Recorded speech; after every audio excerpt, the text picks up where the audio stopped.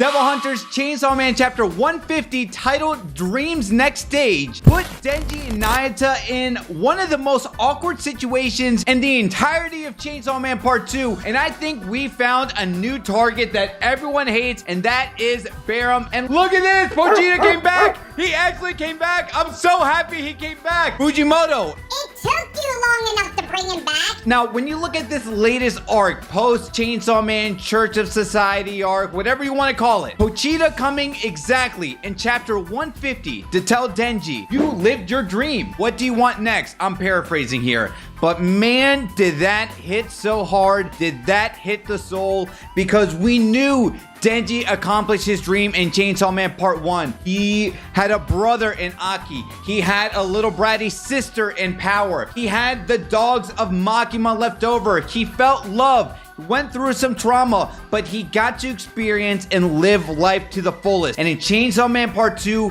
many of his identities were being stripped away while being fed this nuanced dream of you're living an ordinary life. You should be happy. And I think Fujimoto was trying to tell Denji and tell the readers, more importantly, go for your dreams, chase after your aspirations, and it's okay to want more. Maybe there's a different philosophical question and like overindulgences and excess wants, but it's okay to want a dream, achieve it, and then when you achieve the dream, pursue something else. Denji lived a very crappy life. That's why living an ordinary life, believe it or not, was so extraordinary, because his current life was so bad. But now what happens when you got everything you want? Hey, let me get a little bit more. Let me get some money. Don't you want lots and lots of girlfriends? And I love that it was Pochita who finally made an appearance after so long to tell Denji, what do you want next? And the answer Denji said is the answer we knew he wanted all along, but he needed that reassurance from someone he loved, respected, and cared about so much within Pochita. He wants to be Chainsaw Man.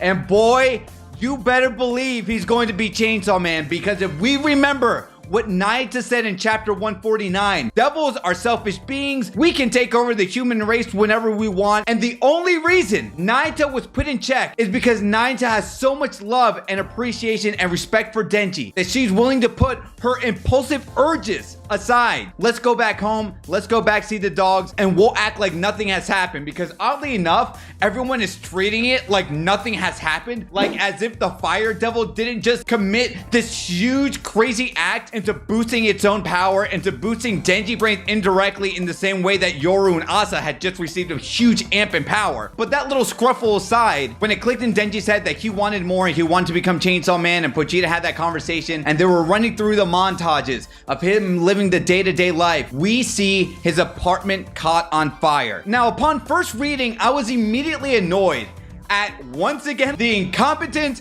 of Public Safety Devil Hunter, because the last time we saw Barum and the last time we saw the other hybrids, Quan Chi made mincemeat out of all of them. But then I quickly realized, oh, wait a minute. Barum was actually the only hybrid that was saved while Quan Chi was protecting Fumiko, Denji, and Nayata. And look, let's be real. If we put two and two together, Barum, when he got freed with all the fake chainsaw men that helped him out, he probably went back to public safety, defeated all of them to save the sword hybrid, the whip hybrid, and the spear hybrid. So public safety, I apologize. Maybe you get a little pass. I still think you're incompetent, but hey, you know what? Maybe Barum massacred a hell of a lot more public safety devil members with the chainsaw men to free up the other weapons. But that's besides the point. Fumiko coming in clutch. We were a little suspicious of Fumiko, rightfully so, from chapter 149, but here she is. She lived up to her expectation, probably because Yoshida told her, hey, we need to keep Denji from not transforming a Chainsaw Man at all costs. She shot Barum for each and every one of us. Thank goodness. That's not enough, and what disgusting, horrible things I want to see happen to Barum next. Pochita, I'm not angry at you, okay? But now, what is going to happen when Denji lost a part of Makima, lost Miyawi that reminded him of power, and hell, he probably had like some suit jacket that belonged to Aki in that apartment. Everything that gave him a sense of familiar, bonding, family, All that stuff is gone. The only thing Denji has is Nayata. And Nayata, the only thing she has left is Denji. Now that they only have each other and every other filter is gone, they are going to unleash havoc. Because when Pochita basically gave Denji the clear, and he said Chainsaw Man, he is going to snap. Whether you want to call this a Gon Hunter x Hunter moment when he lost Kite, whether you want to call this a Super Saiyan 2 moment when Android 16 told Gohan to set free, Denji is free, and you better believe he's gonna come for justice. He's gonna go crazy being Chainsaw Man, and Naita is going to be there supporting him and vice versa. And now we're going to get into something very extremely exciting with Chainsaw Man Part 2. It's already been cooking. We've waited almost